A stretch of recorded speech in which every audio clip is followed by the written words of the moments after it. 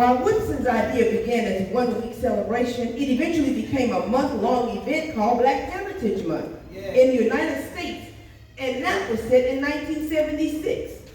Now, February is a time we as African Americans reflect and pay tribute to African American men and women who have made significant contributions to America and the world in the fields of science, entertainment, sports, and politics. And we must never forget the path and the struggle and the humiliation and the bloodshed that our ancestors shed, like Harriet Tubman, like Frederick Douglass, like Rosa Parks, like Martin Luther King, Malcolm X, Langston Hughes, Muhammad Ali, Maya Angelou. They opened the doors for people like, here's another person, Bessie Coleman, who was the first African American aviator.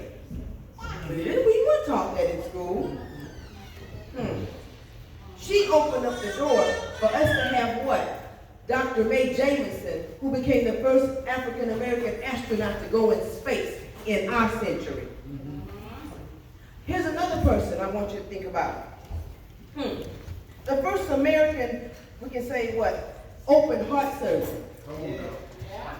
Daniel Hale Williams. We always thought it was Dr. DeBakey or Dr. Cruz. What about the person that invented the traffic light that we sometimes often run? How about that? Mr. Gary Morgan. We got what? Also in this century, media moguls like Oprah Winfrey. And we cannot forget about our prestigious mark in history, our beloved 44th President of the United States, a Black American attorney and politician of the Democratic Party, the first African American President of the United States, Barack Obama, who, by the way, had a powerhouse woman by his side, a Black civil power, she was girl power. She was a Black American lawyer, university administrator, and writer by the name of Michelle Obama. Ladies and gentlemen, I bring to you Temple 368 Black History Presentation. All right. All right.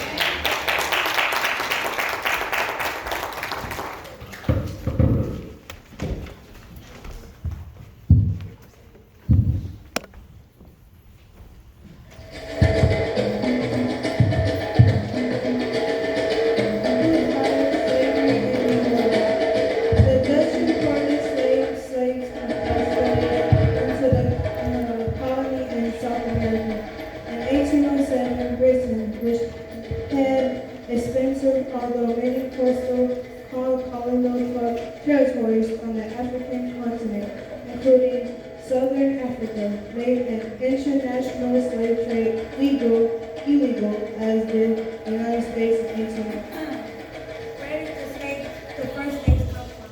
Western Africa, part of which became known as the Slave Coast, Angola, Jamaica, kingdoms, and later Central Africa became the source for enslaved people. Where did Africans come from? African American history starts in the 16th century with people from West Africa forcefully taken as slaves to Latin America. In the 17th century with West African slaves taken to English colonies in North America. What freed the slaves? It effectively destroyed slavery as the Union Army advanced south and conquered the entire Confederacy. The Emancipation Proclamation also allowed for the enrollment of free slaves into the United States military. During the war, nearly 200,000 blacks, most of them ex-slaves, joined the Union Army. Which colonies still have slavery? India is first with 8 million. Then China, 3.6 million. Russia, 794,000. Brazil, 396,000. Germany, 1,676,000. Italy, 145,000. United Kingdom,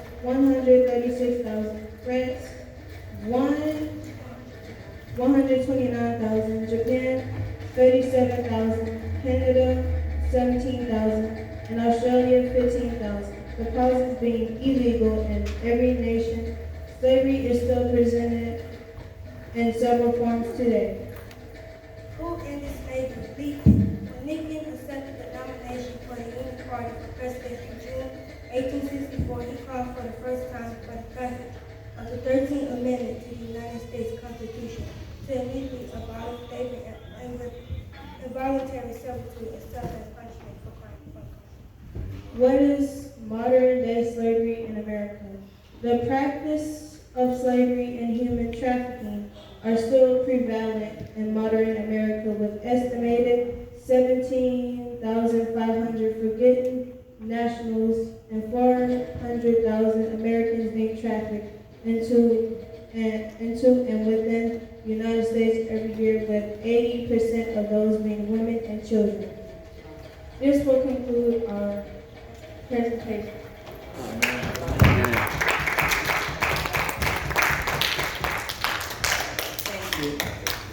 I thought it was important to let you guys get an understanding on the origins of where slavery and how slavery started. If we don't know where we come from, how can we be successful in the future? I'm an advocate of making sure that our younger generation understand what happened, why it happened, and what we have done in the past to pave a road in the present for them to have the freedom that they have today and not take it for granted, and to use what we've laid as ancestors and parents as a foundation to excel higher. All right. Amen. Next we will have our praise dance team dancing to break every chain.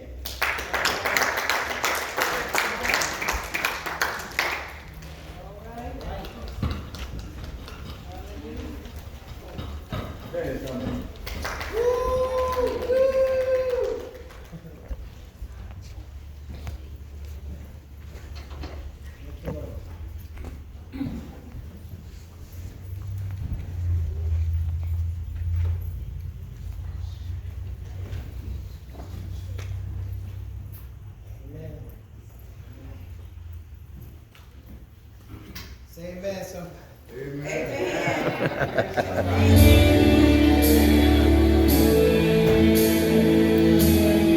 There is power in the name of Jesus. There is power in the name of Jesus. There is power in the name of Jesus to break every chain, break every chain, break every chain. Woo! To break every chain, break every chain, break every chain. There is power, come on, in the name of Jesus. Come on, you declare it. There is power in the name of Jesus. There is power in the name of Jesus. We know where it is to break every chain, break every chain. Come on, say it to break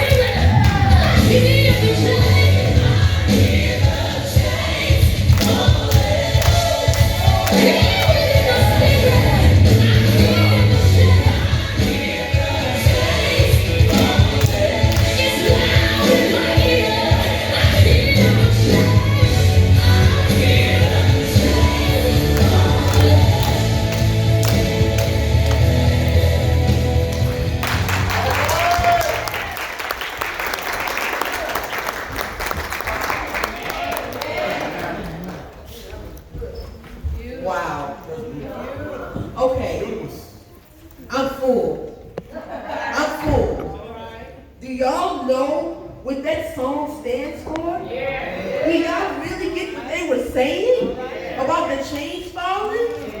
Do you realize our ancestors, God was with them then, and God is with us now. He saw the unjust then, he sees the unjust now.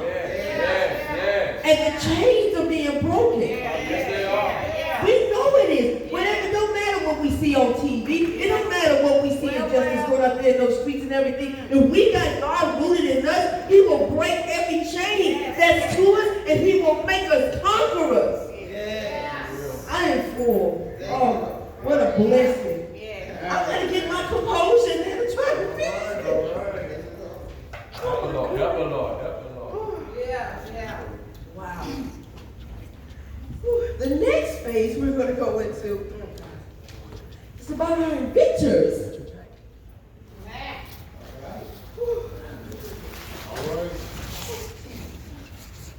Did you know that our culture had a profound impact on America? Our ancestors made many contributions that shaped the very foundation that allows us to function today. Sadly, though, these contributions were kept from our knowledge because of hatred and because of fear. Case in point, now, we all know, or should know, of Madam C.J. Walker, right? She was the first Black American self-made millionaire. What about George Washington Carver? He derived, nearly 300 products from the simple little peanut. Isn't that something? And we talked about one already, Mr. Garrett Morgan. He was the inventor, he was a businessman and community leader who invented the traffic light that we run through quite a bit sometimes. Well, here's something else. Did you know that there was also the first African male millionaire? He was an economic and social force in the pre-gold rush in San Francisco, California. Want to know what his name is? His name was Mr. William Alexander Leidesdorff.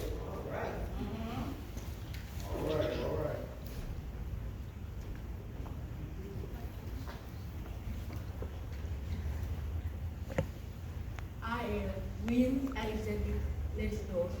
I was an economic and social pre-gold rush San Francisco. I was first Black millionaire in the United States. I built the first hotel in the area. I built the first shipping warehouse. And I also made the first racetrack in California. Who am I? I'm William Alexander Leidesdorff. All right.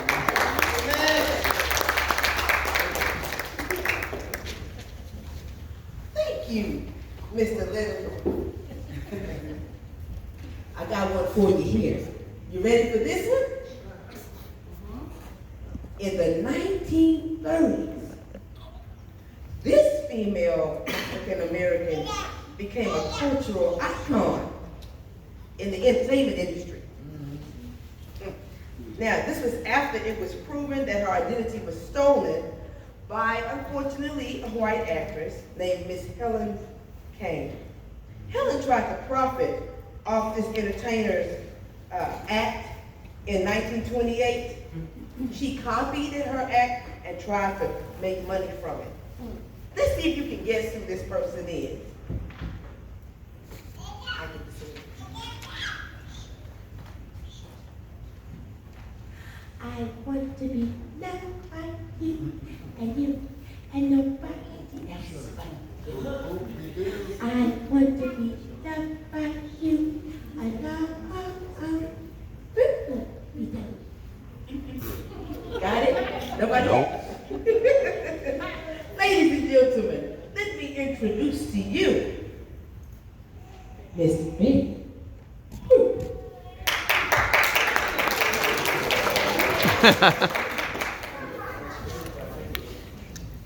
My name is Miss Esther Jones.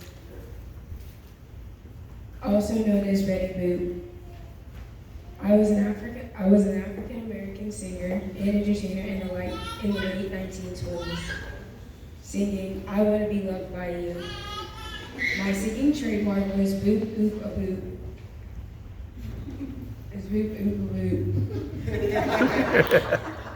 boop. Singing in a baby voice in Harlem. All right. Thank you, Miss Betty Boop. I got one more person to bring to you. Now we're going to go into the field of medicine.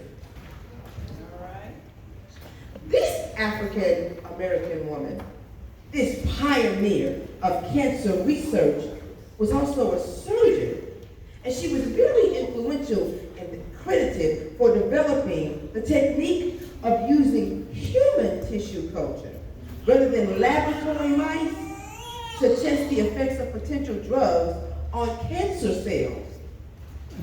Just a quick note.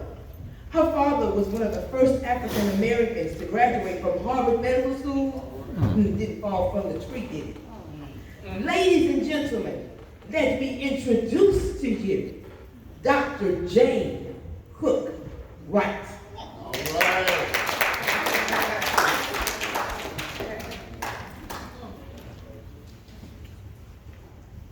I am Dr. Jane Wright, and my father, Dr. T. Wright. I have discovered and developed chemicals that attack and destroy cancer cells called chemotherapeutic agents. A cancer treatment and form used for treatment. All right. Thank you, Dr. Wright. In conclusion, I challenge each and every one of you, do your research, learn about who you are and your culture.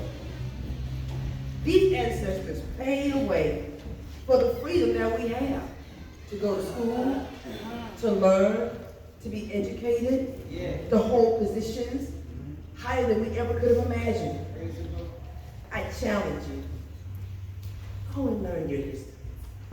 Thank you.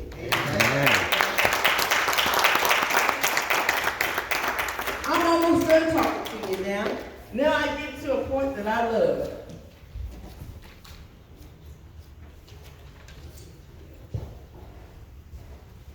You might wonder why I am in my jacket, and why there are other ladies here with their sorority jackets on. And if there are any people in here that are part of any Divine Nine organizations, anyone in here? Delta, AKA, Sigma, Alpha, Omega. That's okay. Masons. The reason why I'm standing in this jacket is because I want to bring a truth. Because I guess you could say in society, when people don't know about something, they turn against it or make it sound foreign or say it's an occult because maybe they weren't asked to be a part or join, or maybe something happened and they just had a bad taste in their mouth. Well, I'm here to break the myth and tell you some truth about Divine Nine organizations and their contribution to African American history, civil rights. All right. Let me paint a picture for you. Martin Luther King, a member of Alpha Phi Alpha Fraternity Incorporated. Coretta Scott King, a member of Alpha Kappa Alpha Sorority Incorporated. Carter G. Woodson, the founder of Black History, a member of Omega Psi Phi Fraternity Incorporated. Rosa Parks, she was an activist, a member of Alpha Kappa Alpha Sorority Incorporated. Malcolm X, a member of Omega Psi Phi Fraternity Incorporated. Jesse Jackson, a member of Omega Psi Phi Fraternity Incorporated. Now, let's paint this picture. The day that Martin Luther King was assassinated on April 4th, 1968, on the balcony of the Lorraine Motel. Who was standing around here? Mr. Hosea Williams, a member of Phi Beta Sigma Fraternity Incorporated, my brother. Yeah. Andrew Young, a member of Phi Alpha Fraternity Incorporated. And then there was one more, Mr. Ralph Abernathy. He was a member of the Masons. Black Greek organizations came to fruition in the early 20th century due to trials and tribulations that our culture was facing. African Americans attending universities in the early 1900s were purposely blocked, harassed, banned from joining social organizations on campus. Example, my aunt, Valrisa Juliet Hobbs White. She was a part of the charter line for University of Houston, Delta Sigma Theta, back in 1969. And she shared with me the struggles of the organization just trying to be a part of the University of Houston's campus. But because it was a PWI, predominantly Caucasian or predominantly white university as we call it, they met with struggles just trying to be a part. Because of the struggles, black students began to searching for ways to cope. There were a few attempts of some organizations back in the 1920s, but in 1900s, in the early 1900s, but they didn't stick. In 1906, Alpha Phi Alpha fraternity became the first successful fraternity to support a group, to support and grow in membership. It honestly started as a support group, though, for African American males. Students at Cornell University were facing hard racial propaganda and hardship, and they needed a way to find support. The study group served as a place for black males to vent, to release their frustrations, and build themselves up to face another day. From them, 8 other sorority and fraternities were born. And they were founded on similar principles of service and betterment for black men and women. There were many different movements and political events that affected how each organization came about. And I won't be long, but I just wanted you to get a kind of a understanding on why we are who we are today. In 1908, Alpha Kappa Alpha was born. This was the first black female sorority. And it was formed to serve as a community, to help the women in the community face hardships and to help them have a foundation to deal with injustice. How about Kappa Alpha Psi? They came in 1911. They were brought up because of racial tension on black campuses and prejudice on campuses. So they made an organization to help their black males embrace. In 1911, Omega Psi Phi was the next one. And then there was 1913, Delta Sigma Theta.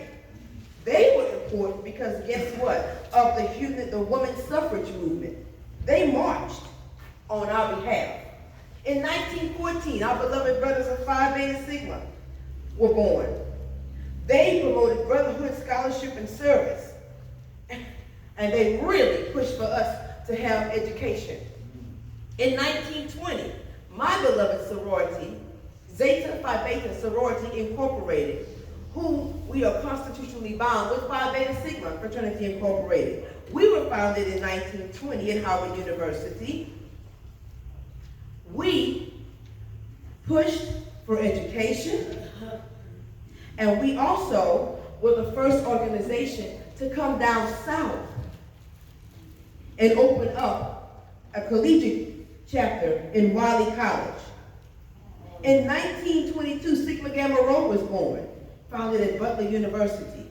Again, they wanted to come and help improve and help the brothers and help the organizations fight injustice, prejudice in the United States. And last but not least, 1963, Iota Phi Theta was born, and they were instrumental and helped along with the civil rights movement and were instrumental in shaping the political culture in Baltimore, Maryland. Now, why did I say all of this? Take this with you. The Divine Nine organization, some of us have been around for over 100 years. Think about that. Zeta, which is my organization, we're celebrating 100 years, our centennial this year, for service, scholarship, sisterhood, and fighting womanhood. Our organizations, all the Divine Nine, contributed countless hours of service, scholarship, and leadership to communities all over the world. And through this, we all may differ in our founding principles, but in one way or another, we all come together as a unified body to create social change and to leave the world a better place. To my Divine Nine, I salute you.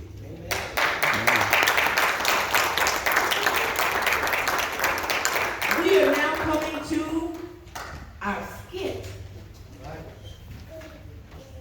This skit is about Black heroes from the past. We will start out. We ready? I want to make sure we're ready.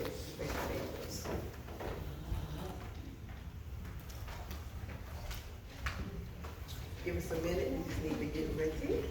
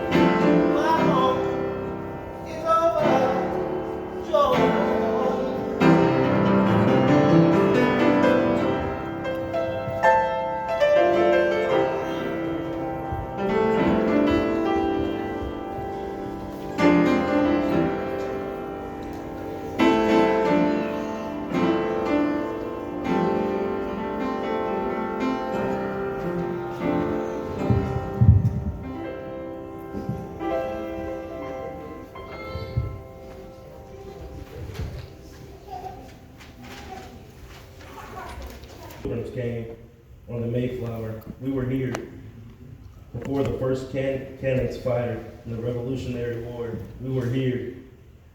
Some of us were slaves and some of us were free, but we were here. Many of our people fought in the Revolutionary War, but the issues started in the Declaration of Independence. We hold these truths to be self-evident, that all men are created equal, that they were endowed by their Creator with certain unalienable rights, that among these rights are life, liberty, and the pursuit of happiness. Most of our names have been forgotten by now, for the majority of us were slaves. We were listed only as property, not people. We could not write our own names because we didn't know how to write. And now it seems our names have been forgotten. Yet we have a great history in this country. Ours is heroic history of survival. Our history travels the length of a whip and the vastness of a dream. It spans oceans and countries. It is the history of human spirits, quest and freedom. It is the history of our souls. We began in Africa, though most of us don't know where our ancestors were when they were kidnapped and brought across the ocean as slaves. We know the slave ships were overcrowded and our people were abused. The sight was terrible. One man worked as a slave ship captain, knew the sight as well. He grew to hate the slaving business and he wrote a song we still sing today. His name was John Newton, and the song is Amazing Grace.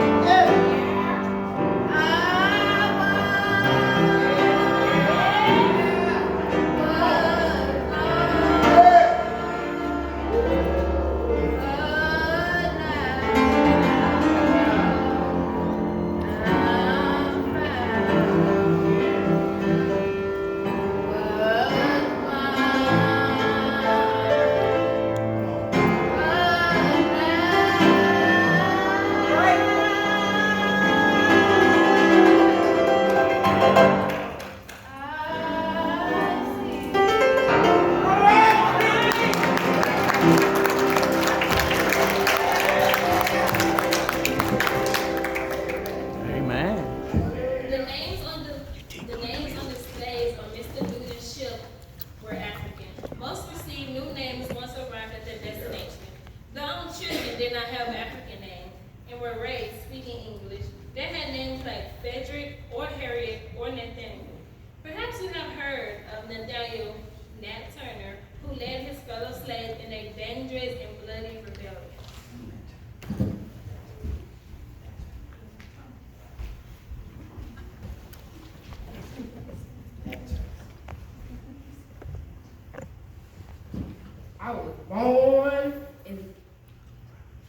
I was born the property of Benjamin Turner. I had a vision. I saw black spirits.